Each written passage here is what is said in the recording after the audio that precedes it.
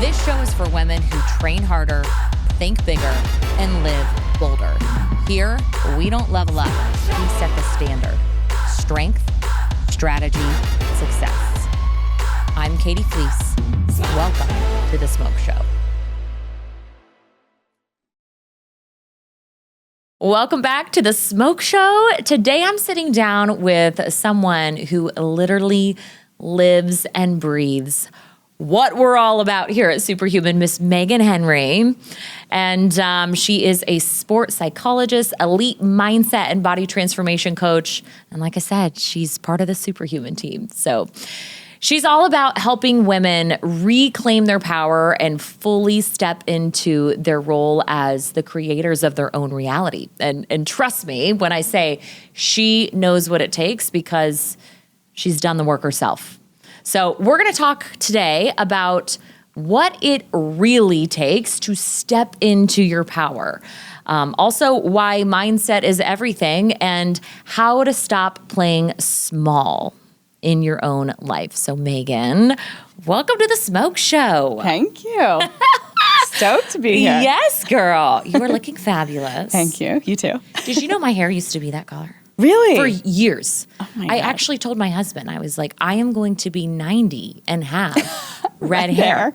And then it just got to like, we had white tile and white grout in our shower.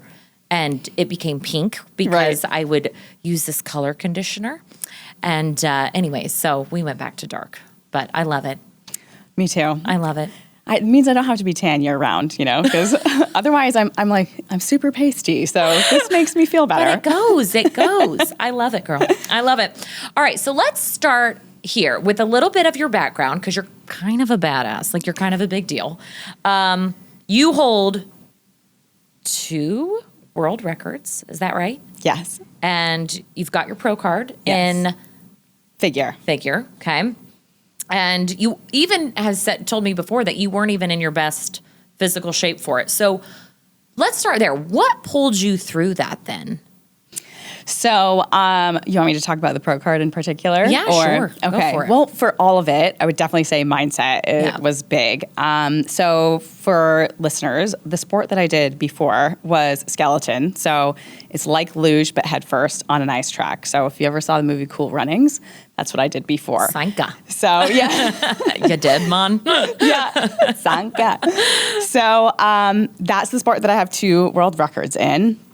And I did that when it was an Olympic season, but it was during COVID, and I'm in the Army as well. And so I wasn't allowed to like travel or compete. And so I just spent a ton of time visualizing. So I wasn't really even able to train leading up to my Olympic trials. And so I set both track records in Park City, Utah is where there's a track in the U.S., and then Lake Placid, New York. So within a couple of weeks of each other. Wow. And so I did a lot of that with visualization.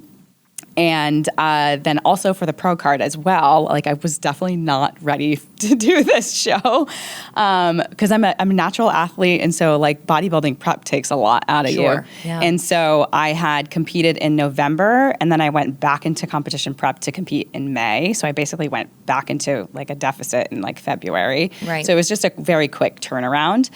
And so for me, I just kept telling the story of like what it was that happened as if it had already happened in past tense. Yep. And I literally wrote the story down, like scripting. I would visualize it. I'll have to submit a picture for you to see. So when I did the world records, I put the times that I wanted and I just like visualized, okay, crossing the finish line. In skeleton, when you're laying on the sled, you can see a clock. So you can see the time, your finish time. Yeah. So I'd visualize me crossing the finish line, seeing this time. And then for the pro card, I literally took like a red cardboard, because most of the pro cards are red. So I took a like cardboard, or what do you call it, like poster board. Yeah. And I just was like, okay, this is what it's going to feel like. I'm going to they give you a little crown, princess crown. Put the crown on. Okay, they're saying my name, like Megan Henry, and new IFBB Pro, Megan Henry. And so I would like stand there like visualizing this in my head. Yeah. But the action part of it also helps to like bring the feeling to make it real. So I was like, it wasn't like rainbows and butterflies going into this prep. I was so nervous. I was like, oh my God. But I just was like using the repetition of telling the story. Why were you nervous? Because you had done this before. Yeah, I think because I was like, I know that this isn't my best. Your best, package. okay. Yeah. Gotcha.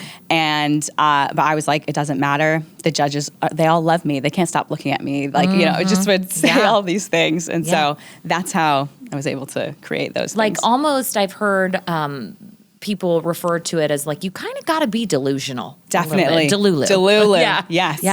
Yeah. Okay. Very good. So what do you think the difference is then between a woman who breaks records and one who gives up when it gets hard? I would say the one who breaks records is definitely resilient. Yeah. And also sees setbacks as temporary, right? It's just like a bend in the road versus an end of the road, as the saying goes. So they're more likely to take those things as lessons as well. Like, okay, this thing happened, it didn't go in the exact time that I wanted it to, but what can I take away from this? And the woman who's not the world record holder, isn't the champion, they see it as final. So they see that failure as this is final, that it's done for me. They get really discouraged by it. And so I think like the champion mindset and like a superhuman mindset is the one that's like, what can I learn from this? How can I get better? And they see it as an opportunity. Yes. Yeah. Keyword lesson there. It's not failure in my book if you've learned something from it. Definitely. Okay, so I don't know if a lot of people know this about you because I actually didn't know this about you, but I do want to talk a little bit about your health journey because you and I both have like these really awesome blood disorders, and I just found that out about you, a couple months ago at our company event. So let's talk about that. If you just want to kind of fill me in on, I know you had a journey, and I don't even know how long ago that was. It was a while ago. Yeah. So in doing skeleton, we do a combine, kind of like the NFL combine. And so you get tested in your strength and your sprinting and all of this stuff. And it's an annual thing. And so when I was training leading up to that, I had started a birth control. It was NuvaRing. And so within 10 days of starting it, I started to have difficulty breathing. Wow. And at first it was super slight. It was just really subtle. And then I was training for this combine going into another Olympic year. And so I was like, I spent all of this time prepping for this combine. I'm trying to do the best that I can. And I show up to this combine and I'm like, I couldn't even jog a lap to warm up. Oh my gosh. I couldn't hold a conversation. I was completely out of breath. And then one of the events is like a 45-meter sprint. And if you're conditioned to run that, it's not, it's relatively easy, right? Yeah. And so I just like collapsed and fell over after running this. Hey, it's Katie Fleece, head of the female division of Superhuman and your host here on Smoke Show. Listen, if you've been waiting for a sign to go after your strongest, fittest, hottest body, this is it. And I'm here to tell you, you don't need anyone else's permission. It's time to claim the body and the life you deserve. Go to smokeshowbody.com and take the first step toward building the ultimate version of you. Now back to the show. And I somehow finished this combine test, and I had one of the highest combine test scores. And like, if you told me I had to do that all over again, there's no way I could do it. So come to find out, I'm leaving. I took that combine test in Park City, Utah. I'm traveling back to the East Coast, and I'm going to go start my skeleton season. But I didn't know that I had blood clots in my lungs. And so I flew, which is super dangerous with blood clots. Oh my gosh. And so, but I kept going to these doctors. I went to an urgent care, and they're like, oh, you might have, asthma. One of them wanted to give me one of those adrenaline shots or something. And I was like, oh no, I don't want that. Yeah. So long story short, I saw 5 doctors before I was diagnosed. And every one of them, I was like, this is what's happening. The only thing that I've changed, I eat the same, I do everything the same. The only thing that's changed is I started this birth control. And so, but the 5th doctor was like, I've got to get you an emergency CAT scan immediately. This is super dangerous. It's a lot of people die from this. Oh my and gosh. I was like, okay. So I'm in my mind, I'm like, no, everything's fine. I'm going to go and compete this year. Everything's going to be good. Things to do. Yeah, I got things to do. I'm like, whatever. So, get a CAT scan, and they're like, it looks like you had, like paint, like just splattered all over your lungs. You've got blood clots riddled through all of your lungs. You've got one off of the like main branch of your pulmonary artery. So like this like corner here of my lung is just like dead. It's just dead tissue.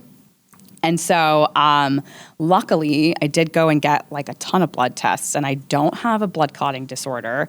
And, but it was just, it just flipped my world upside down in a very short time. So I'm thinking I'm going to go and compete. I'm going into an Olympic year. I'm doing really good. Yeah. And so I had to sit out for a year. And at the time, they were like, you may never be an athlete ever again. This is like, this is super dangerous. Even though it doesn't look like right now you have a blood clotting disorder, you've got a propensity to have this again in the future. And so, that news for an athlete when that was my 24/7 was really devastating. But I just like refused to take that as my truth. And so, so I spent a lot of time, originally I was like training 6 days a week, sometimes twice a day at that time. And then all of a sudden I was in doctor's offices 5 times a week with like geriatric patients. It was just it like totally flipped your world upside down. It was just very different, and it was like, okay. Wow. I'm here now. Right. But you visualized that healing. Yes. So what did that look like then? So same sort of thing. I was like, okay, one, I was like, I don't want to accept this as my truth. If this is my truth, like that this is meant to happen, we'll see. But I'm going to visualize something different. Mm-hmm. So I visualized myself healing, and I visualized myself like returning to compete, what that would be like, getting back on a sled. I visualized getting a clear CAT scan. And so the first time I went to get a CAT scan, I was like, I'm so excited because I'm going to be cleared. And I wasn't. And so I was like, it's okay. Because like that time's coming. My body's healing. My body knows exactly what to do. Yeah. And, but like I said, it wasn't like that all the time. I had a lot of doubt. I was very sad. It was just, it was challenging. It was mentally really challenging. Yeah, I had to stay very persistent in holding the vision of what it is that I wanted. And what I would say, like, to anyone going through something like that, you have 2 options, right? Yeah. You can visualize what it is that you want, or you can put a lot of your energy into worrying and doubt and fear. And where attention goes, energy flows. So I just chose, like, this is the story I'm going to choose to tell, and I'm just going to persist as much as I can in this story. What role did just the language that you spoke to yourself, what role did self-talk play in your recovery? A lot. I think the words that we use are super powerful. They have a lot of energy. And like I said, you've got those 2 choices. So you can speak a story of optimism and hope, or one of fear, doubt, and worry. And for me, I was just like, I'm going to be my own hype girl. Love that. Yeah. And I'm going to just tell myself that it's okay. And also, like, it's okay that you're sad about this. It's okay that you feel discouraged. Yeah. However, like, let's persist over here. Yeah. And so I would say huge part, the self-talk, the visualization. Yeah. Both huge roles in that. Did you ever doubt yourself? Definitely. All the time. Okay. There were days where I would just be laying in bed all day long, like 12 hours a day, just being like, why me? Why is this happening to me? I'm missing out on my, a shot at the Olympics. And, I just had a lot of, it was very sad. Like I said, I was very sad, and I'm sure you can relate to this. It's not something that people saw. Yeah. It's not like, oh, you broke your leg. I can understand why you're not competing, right? Right. So trying to explain it to people was a challenge too, because people were like, well, you look fine. Yeah, right. you look okay. So there was a lot of doubt, a lot of just, like I said, sadness was like the overarching feeling. But I would say I would persisted in like trying to tell that positive story. Yeah. What, was there something specific that you said to yourself to keep that faith alive? Like, hey, you know what? I'm going to do this, even if my body isn't cooperating right now. Yeah. I think I was more like, my body knows what to do. My body's capable. And at the time, like my intuition was that I shouldn't go on this birth control. So like, listen to your intuition. Yeah. And I just knew that like, one, I didn't want to accept this story as true and that my body has the tools that it needs to heal itself. Yeah. And so, yeah. So I've heard you say like the words we use become the life we live. So true. And like what you just said, like where energy go, or wait, what'd you say? Where attention goes, Your energy flows. Yes. Yeah. So what do you mean? Like, what does that mean in real terms? Again, you're the creator of your reality. And Yeah. like I said, your words have energy. And so if you can just think about like you are the author of your story, you can change that story at any point in time. Yes. And so whatever is the dominant narrative in your mind is what you're going to experience. So you're basically giving your subconscious mind a command to, okay, this is what I want to experience, right? So I may have asked you this before. If my clients are listening, they'll know. Yeah. But they're not allowed to answer. What do you think of when you hear abracadabra? Magic. Magic. Yeah. So abracadabra, translated from Aramaic, means with my words I create, or I create as I speak. And so a spell is a word or combination of words of great influence. And so you're literally casting spells every time that you say something, every time that you, even when you have a thought, if you like feed into it, if it's a negative thought or a belief, you're feeding into that. You are literally casting a spell. And so, and then in your subconscious mind, you have your reticular activating system. So I'm sure you've had the experience where it's like, okay, I bought this new car and all of a sudden I see it everywhere. Yeah. That's your reticular activating system. It's funneling what's important to you. And so if you're constantly repeating like thoughts of doubt, of fear, of worry, that's what you're going to experience. Your subconscious mind is going to bring you all of the evidence to show you, oh, yes, this is true, this is true, this is true. So it makes it very hard to experience something different if you're like hoping, I want to be a smoke show, but like, I don't believe I can get there. I don't want to do the work. Like if it's all negative, I'm never going to look like her. It makes it very hard to experience that reality. Yeah. Yeah. Have you ever caught yourself like playing the victim and using that type of language? And if so, how'd you flip it? Oh, good question. Yes. I would say yes, definitely. I'm a human being too, right? Yep. So I would say definitely during the blood clots for sure. And then also when I did not make the Olympic team in 2022, I felt a lot of that victim mindset of being like, again, why did this happen to me? Why didn't I make it? And I could have chosen to wallow there and stay there and have that be the end of the story, like I said before. And for me, I just chose to be like, okay, well, what if this is the redirection I needed? What can I learn? What good can come from this? And so have you heard of Viktor Frankl? Yeah. So Man's Search for Meaning, it's like one of the most, well-sold books in the world. Yeah. And he's a Holocaust survivor, and he talks about, you don't necessarily choose your circumstances, but you can choose how you respond to it. Yes. You can choose your attitude. And part of that is asking better questions. So like I just said, okay, what if this is a redirection I needed? What good can come from this? Why is this beneficial for me? What can I learn from this? Or what if something better happens to me? Yeah. Like what if there's a better door that opens for me? So I definitely think like the quality of your questions can also dictate the experience you have. So again, I could have wallowed and been like, I'm a failure and I'm going to stay here in this mindset. For me, I believe it makes me a much better coach. Yep. I've excelled at the highest level and I've also quote unquote failed there. And so I know what it's like. I know what it takes. And so for me, that's my belief that it has made me such a better coach and just more compassionate and empathetic. Yeah. So elaborate a little bit. What is the definition of victim mentality? So the victim mentality is where it's an acquired personality trait, where a person tends to regard themselves as the victim of the negative actions of others or circumstances, even in the absence of clear evidence. So this is where like those always and never statements come in. And the victim mentality depends on a habitual thought process and attributions. So what that means is it's something that's been repeated over time that you've told yourself. So the good news is like confidence can be a habitual thought process too. Being a smoke show and being Delulu can be a habitual thought process. And so that's the good news about the victim mentalities. It's something that can be shifted by changing the story versus like, this always happens to me. I always get delayed on my flights, or my bags always go missing. I'm saying that because I recently traveled. Yeah.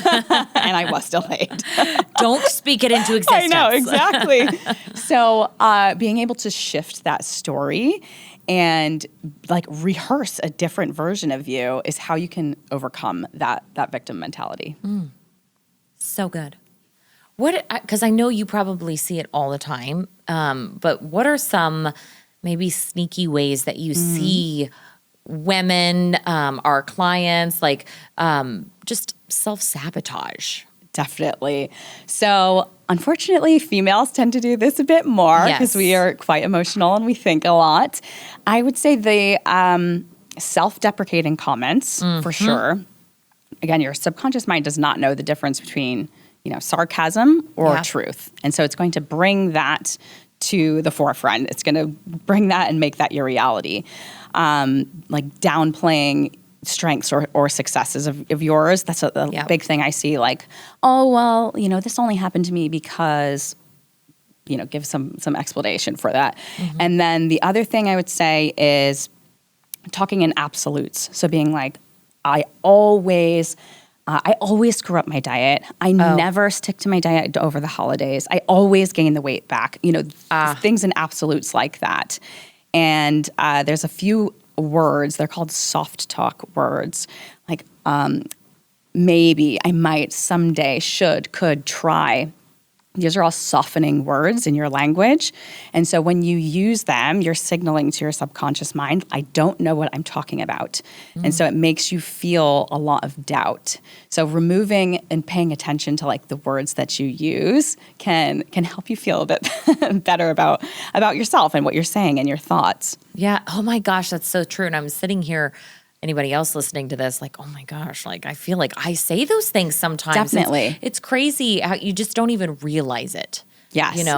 But I think especially in our industry, whether, they're clients or not clients, we hear those things all the time. Definitely. Nothing ever works for me. Yes. I always fail. I always gain the weight back. I mean, like, gosh, if I had $1 for every time I heard those things, Wow. Yeah. And it's like your body just starts believing them as truth. Yes. Because like you said, it doesn't know the difference. Yeah. I'll share a quick story about one of my clients. Shout out to Adrienne. Yeah. So she was ticking all the boxes, right? Doing all the things. It was super successful in terms of like what she was doing. She, a very coachable client.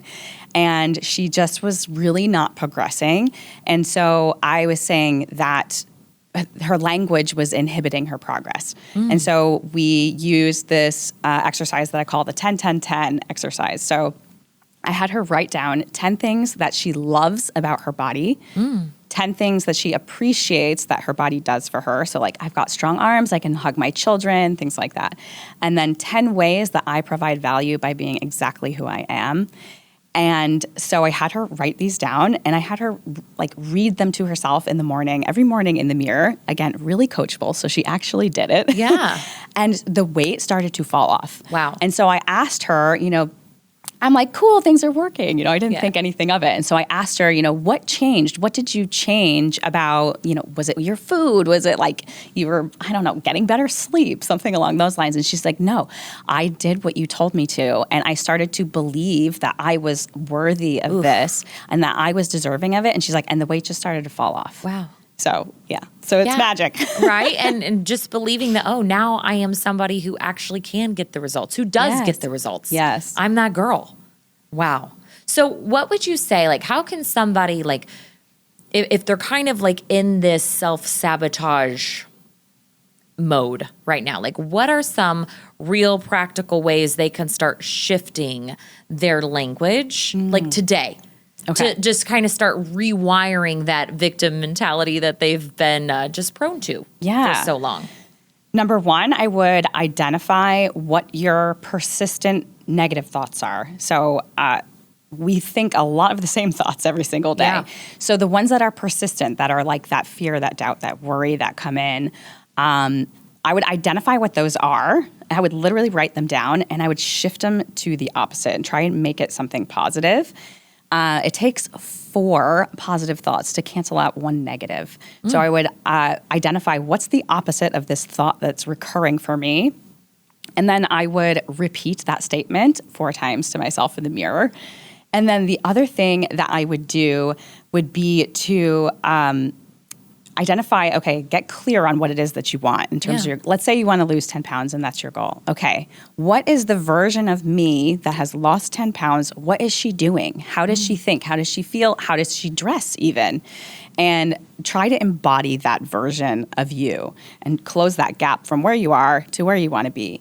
So I would get clear on that. And then I would, if it's hard for you to do like a direct, translation, so to speak, of let's say like, okay, I feel like I need to lose weight and you want to be a smoke show. If it's really hard for you to be like, I am a smoke show and believe that, then add this little like bridge the gap statement in there. I can see that I am doing what a smoke show does. Oof. I can see that I am progressing every week. I can see that I'm getting leaner. And you may not, right? You, again, like Delulu. Yeah. You may not at first. And like for me, in my personal experience, I didn't necessarily believe that I was going to go and like win my pro card or set these world records, but I just persisted and basically brainwashing myself to tell myself that. Yeah. And so same sort of thing. Like I can see that I'm getting leaner every week. I can see that the scale is going to drop. It's inevitable. Just like using different stories as definitely Delulu is the Solulu. Yeah, is the Solulu. I see what you did there. So how can visualization, you know what I'm saying, okay, and self-talk just become part of just like your daily toolkit, your daily habits? Do you have any tips? For sure. I have all the tips. Okay, give me all the tips. So we'll make it easy. Okay. So let's take what I said before. Okay. I can see that I'm getting leaner every week. Even if it's like 3 statements, 3 is a good one. That's an easy number, right? Okay. I would write them down.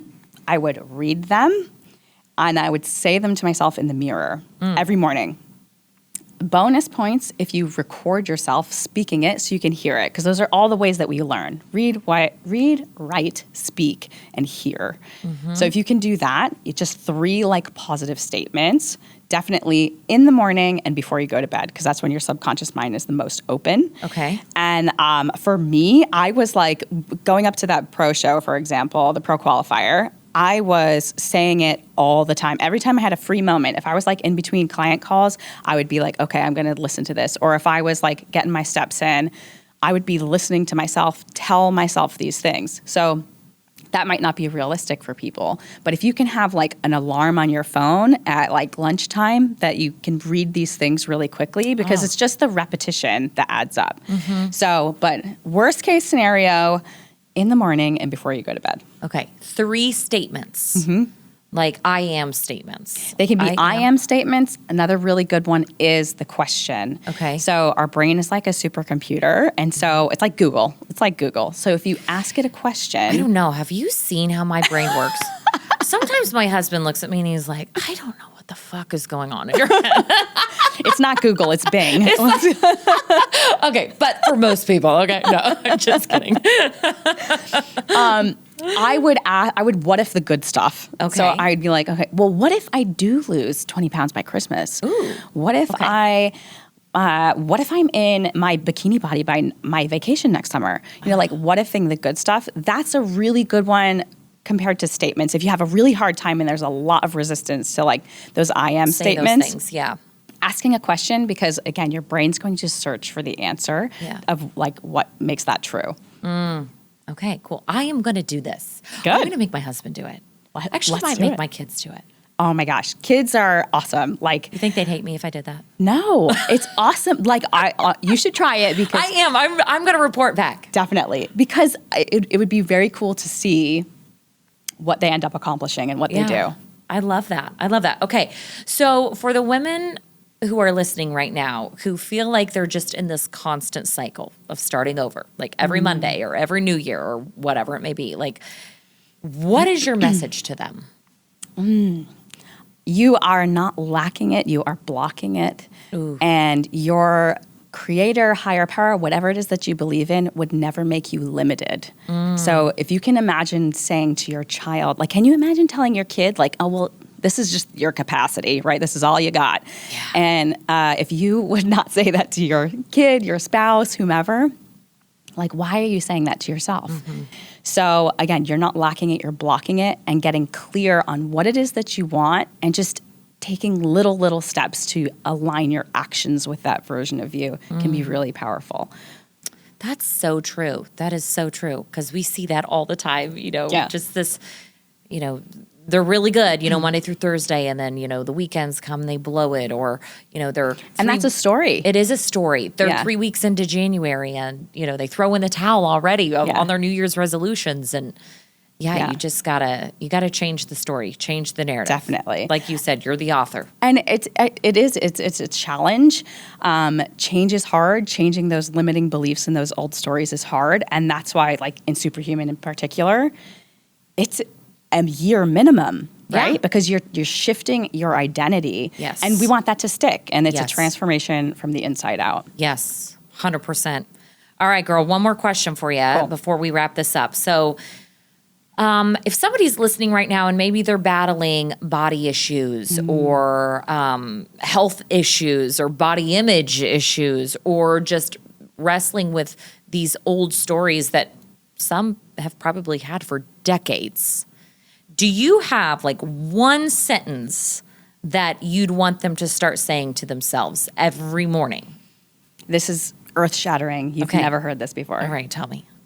I love you. And I'm awesome.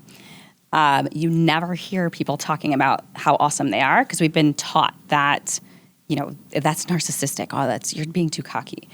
And it's like to an extreme, especially for women. So I think that self-love is a practice. It's a cultivation.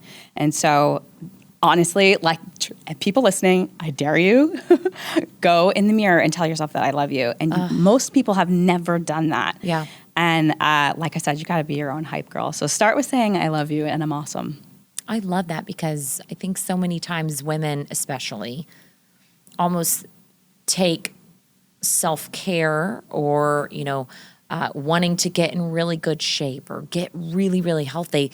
They number one, either do it from a place of self-hate, like punishment, like, well, I ate everything, on the Thanksgiving table, the buffet line, so I'm going to do this because I hate how I look. I hate how I feel.